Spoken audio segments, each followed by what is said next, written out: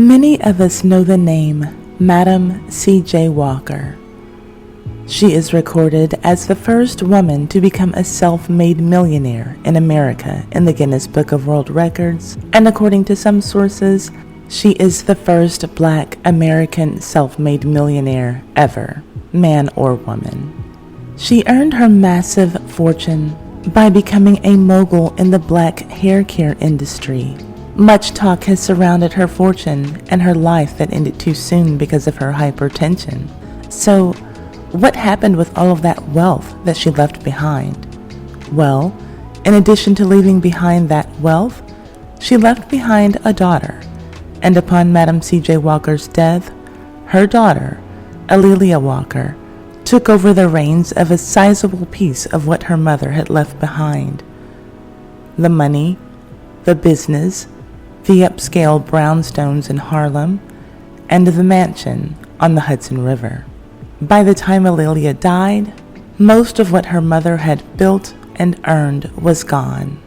Many writers who have looked into Lelia's life say that her mother's money was squandered away, with Lelia at the helm of the family business because she was just a party girl who was more interested in throwing extravagant parties than running the business and other affairs that her mother had left behind.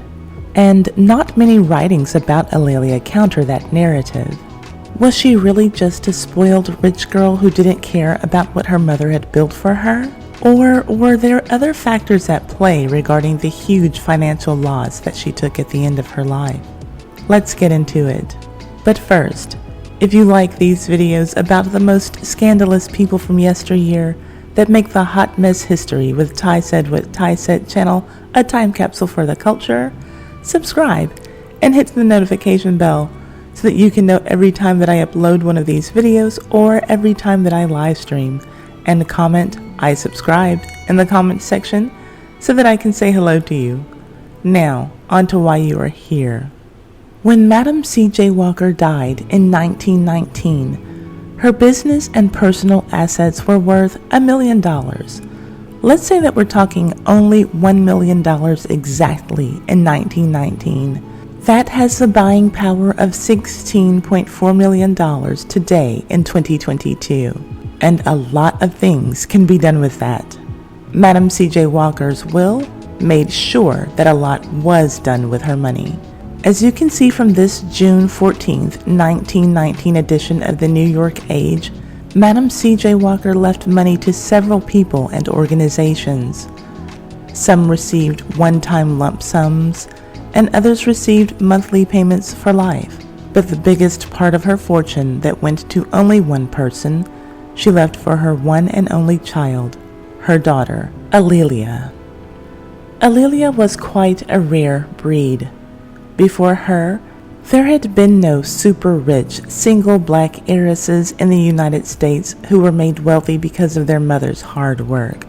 Also, standing at 6 feet tall with dark chocolate skin and dubbed the Mahogany Millionairess because of it, she was definitely something that Harlem had never seen before.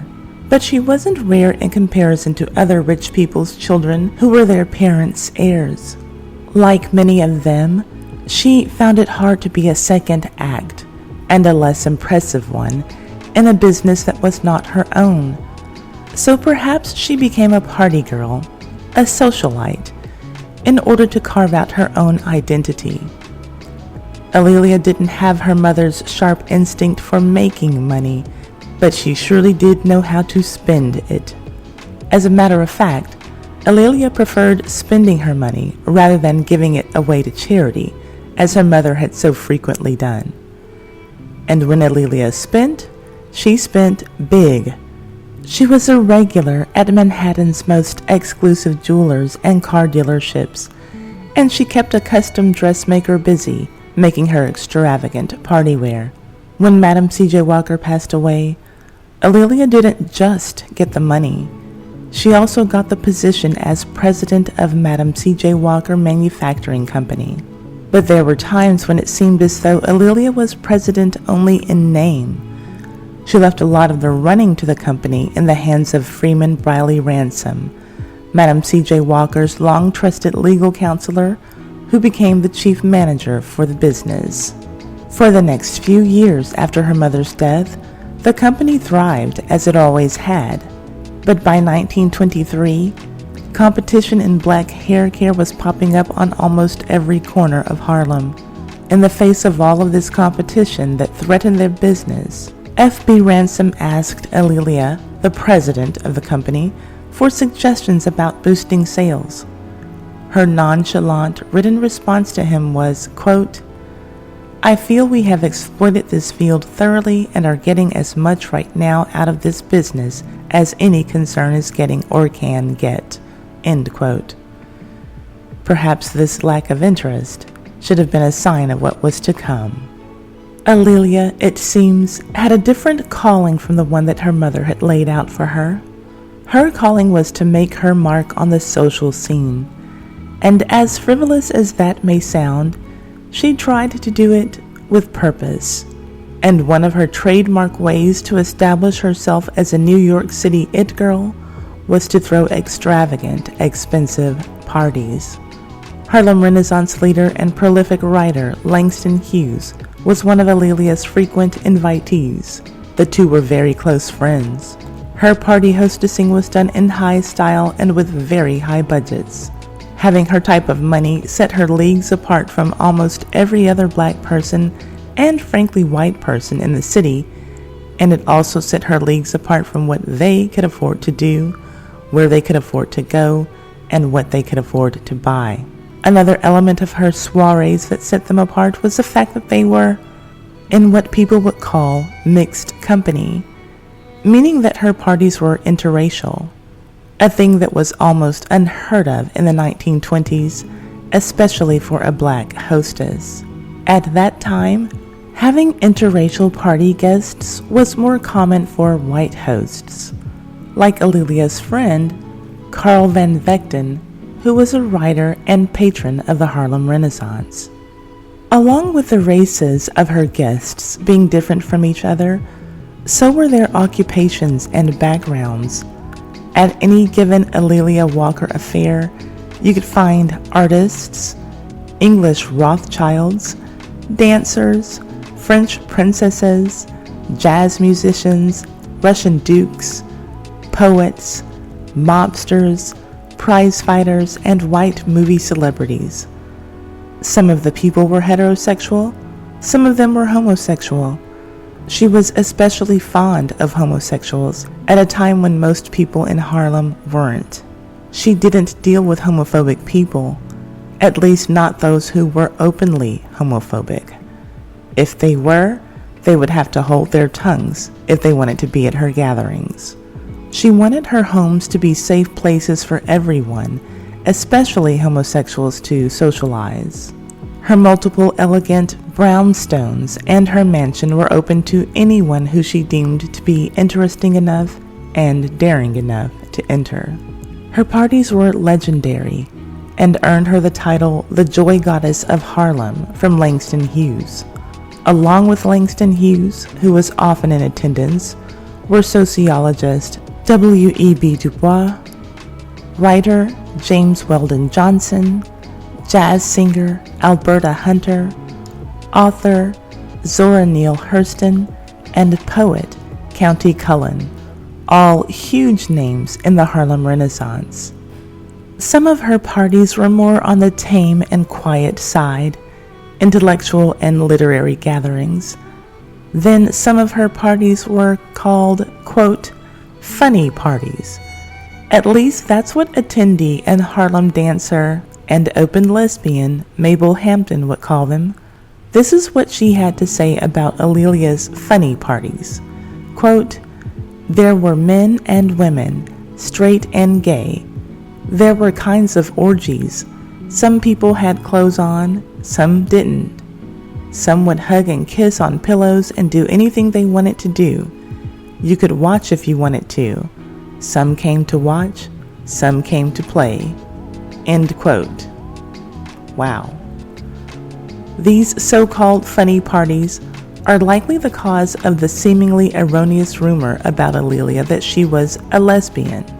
She was married 3 times, all very short marriages, And obviously, simply being married doesn't prove that someone isn't homosexual. But Lelia Bundles, who is Lelia Walker's great-granddaughter and also the author of the Madam C.J. Walker biography, has endured painstaking research to ensure that the true stories are revealed about Madam C.J. Walker and Lelia Walker. None of her research has led her to any findings that Lelia Walker was a lesbian. When Lelia entertained during the weekdays, she most often did so at her palatial double brownstone on 136th Street. It was in fact 2 already large brownstones that she paid an architect to convert into an even larger one. When she entertained on the weekends, she most often did so at Villa Lewaro, the 34-room mansion that her mother had built and lived in for only 1 year before her death. So, what could have been so costly when it came to Lelia's parties that her massive fortune was gone when she died? Well, dressing her servants in and of itself would have been enough to financially ruin most people in 1920s Harlem. She would dress her black male servants in doublets and hose and white wigs. Plus, she had to hire just the right people to make every party an event. To that end, on her party payrolls were photographers, caterers, and musicians. And when I say musicians, I don't mean just a guy or two with a guitar or a horn. She would hire full orchestras to play at her parties. And according to Carl Van Vechten, even the company that Lelia kept was costing her money. He said that she was not a good judge of character and surrounded herself with parasites who were all too happy to attend her parties and be friends with her as long as she had a lot of money. Beyond that, she would even allow some artists to live in her brownstones rent-free for extended periods of time. In addition to the people who pretended to like her, there were also party attendees who openly did not like her. Some thought she wasn't smart enough. Some of her white friends thought that because she was black, that she didn't deserve what she had. And even some black people thought that she didn't deserve what she had because she was a dark-skinned black person. The best of what black people should get should have gone to lighter complexioned blacks in their minds. That was definitely the way of the world at that time. Nevertheless, they all gobbled down Lelia's expensive food and champagne. And whatever they didn't like about her dark skin, they had to deal with on their own. For Lelia never fell prey to the skin bleaching cream ads that crowded Harlem's newspapers in her time. She was proud of how she looked, and standing a reported 6 feet tall, though a few sources say that she was only 5'9". I'm sure that her presence was noticed when she entered a room. But back to her parties. They became a place where whomever she invited could bring along whomever they invited too, thus doubling or tripling the planned costs of her gatherings. She really fancied her homes as safe havens for the artists of the Harlem Renaissance, and it seems that some of those people took advantage of her hospitality. Well, after entertaining all of these friends, enemies, and strangers at her expense for so long, she decided to go into the business of entertaining them. She turned the first floor of her brownstone into a club and named it Dark Tower, a name that she took from a column in Opportunity magazine that was written by County Cullen. Everything was still just as extravagant as before. The only difference was that now she was charging for what people had already been able to get without paying for. You want to check your hat? That will be 15 cents. You want a cup of coffee? That will be 10 cents. You want a cup of lemonade? That will be 25 cents. You want a sandwich? That will be 50 cents. Well, when you're used to getting all of that stuff for 0 cents, paying for any of it just seems silly. So you can imagine that it was grand opening, grand closing for Lelia, and this venture was doomed to fail from the start. Her friends wanted everything from her for free. Lelia's extravagant spending didn't stop at her parties and her cars. She liked to travel too, and nothing could be done on the cheap. In November of 1921, she left for a solo 5-month trip, touring Europe, Africa, and the Middle East. Before we get into the high-dollar excursions in which she engaged on this trip, let's look at how she traveled. She sailed aboard the SS Paris, and her race was not a barrier to allowing her to be in first class because she had a lot of money. The SS Paris was one of the most luxurious cruise ships of its time. Take a look here at its grand stairway entrance and dining salon to get an idea of its magnificence.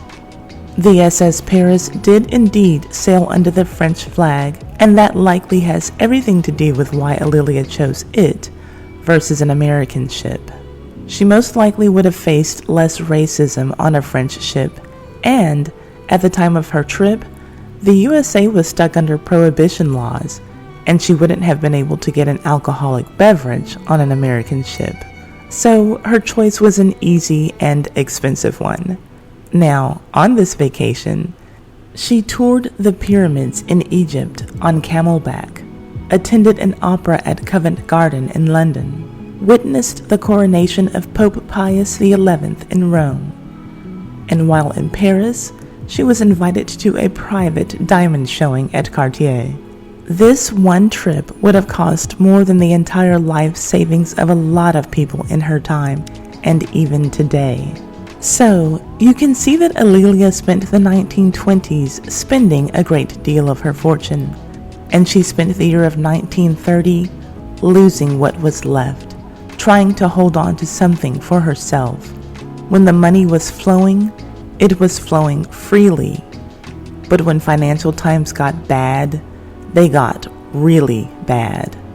She tried to sell Villa Leoiro to her friend, Carl Van Vechten, for a rock-bottom price that was way less than its assessed price. But he had neither the interest nor, more importantly, the money to buy the mansion, even at a deep discount. In 1930, Lelia would auction off all of the villa's contents.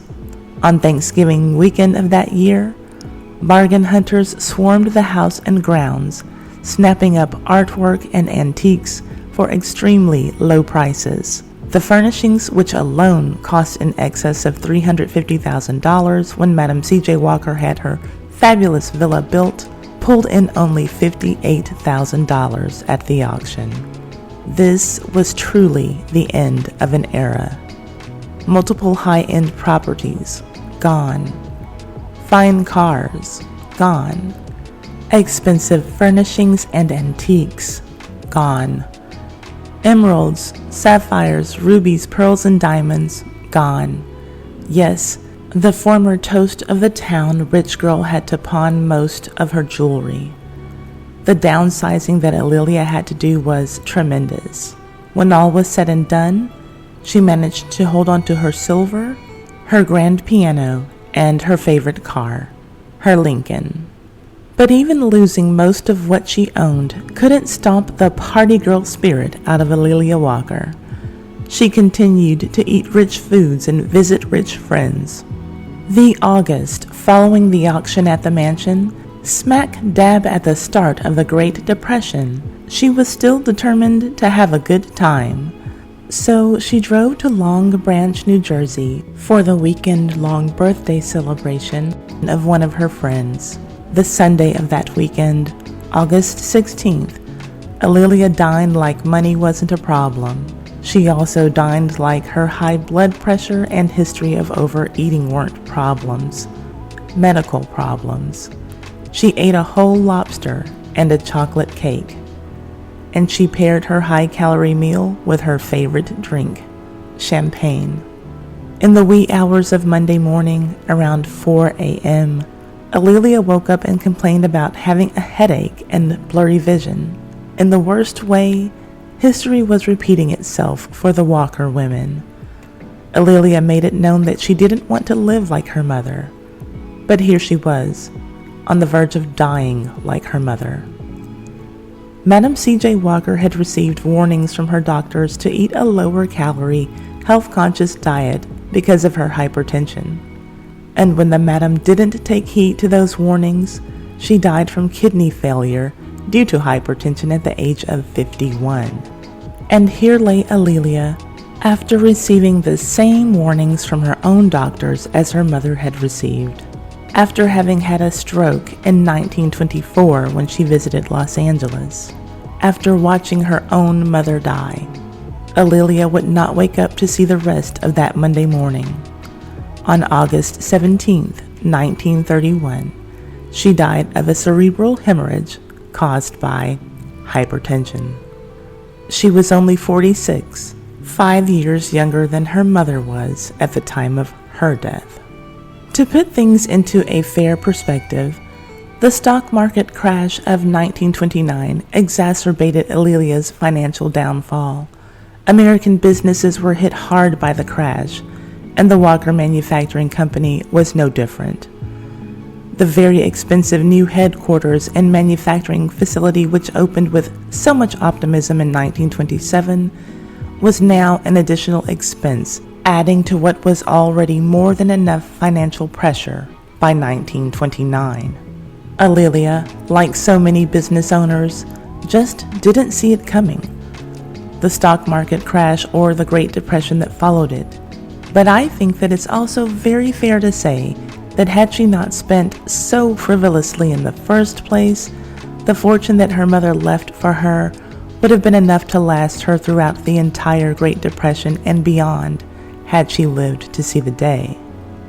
Madam C.J. Walker famously told a group of black women at a convention in 1913, quote, "I want to say to every Negro woman present, don't sit down and wait for the opportunities to come. Get up and make them." End quote. And Alelia, her own daughter, had no such compulsion and would never live by those words. Madam C.J. Walker was known to spoil Alelia and give in to her every whim. In her quest to give her daughter everything that she did not have as a child, did Madam C.J. Walker create a monster or a spoiled brat?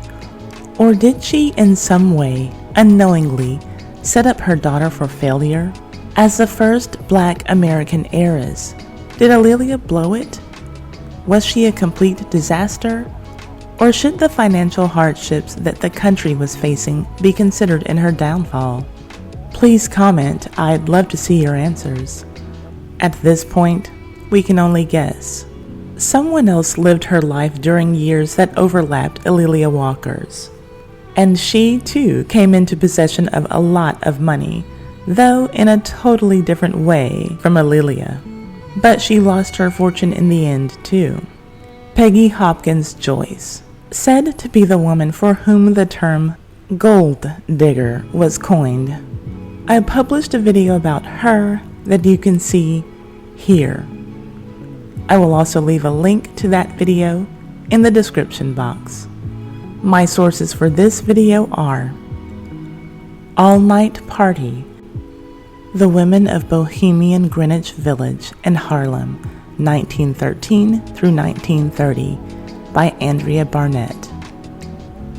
Thoughtco.com, High on the Hog, A Culinary Journey from Africa to America by Jessica B. Harris.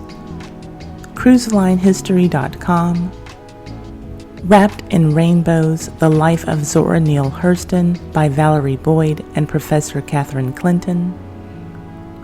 Women's Health Magazine. The Real Alelia Walker is Much More Interesting Than the Myth by Alelia Bundles. The Secret Radicalism of Alelia Walker's Dinner Parties in Bon Appetit. The New York Age Archives, 1919. San Bernardino County Sun Archives, 1930. And the Yonkers Herald Archives, 1931. If you want text notifications so that you can get a text 15 minutes before I release a video or 15 minutes before I live stream, simply send a text to 786-632-2135 to let me know that you want text, and you will get an outgoing text message 15 minutes before I have a new video release. If you have a business, product, service, YouTube channel, or social media account that you would like to promote on my channel, email me at taiwan@taisaidwhattaisaid.com to get rates for advertising on my community tab, my live streams, and or my edited videos, just like this one. Thank you so much for tuning in to the Tai Said What Tai Said channel. Please leave a thumbs up and comment so that we can get a discussion going. And share this video on all of your social media, especially your Facebook. That really helps me out a lot. And subscribe and hit the notification bell so that you can know when my next video is ready for you. And if you don't like what I'm saying, but you love it, feel free to hit that applaud button just below your video screen there and send me some donations.